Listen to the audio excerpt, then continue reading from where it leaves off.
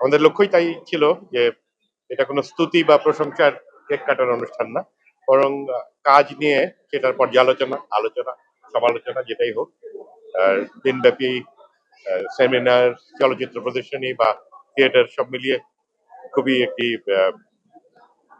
ঘটনায় ঘটমান একটি দিন। ভালো লাগছে আমার। আমার মনে হয় যে আসলে কাজের স্থায়িত্ব তো নির্ভর করে তার কোয়ালিটির উপরে। আবার আমি এভাবে চিন্তা করি, যেই ছবিটি টিকে থাকে বা যেই নাটকটি টিকে থাকে সেটি ভালো নাটক, তাহলে টিকে থাকতে পারে না। যখন সেটি দেখি তখন সেটা আনন্দের, এবং সেটা নতুন করে আরো ভালো কাজ করার জন্য তাগিদ তৈরি করে। আমার কাজ বলবে যে আমার পছন্দেরই ক্ষেত্র কোনটি।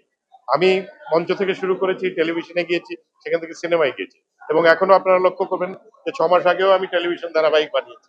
এর মানে আমার মধ্যে কোনো মাধ্যমের প্রতি উন্নাসিকতা বা বেশি ভালোবাসা নেই।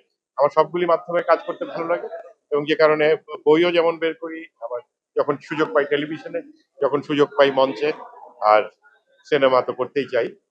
সিনেমা তো একটু ব্যয়বহুল থাকে, একটু কম করা হয়।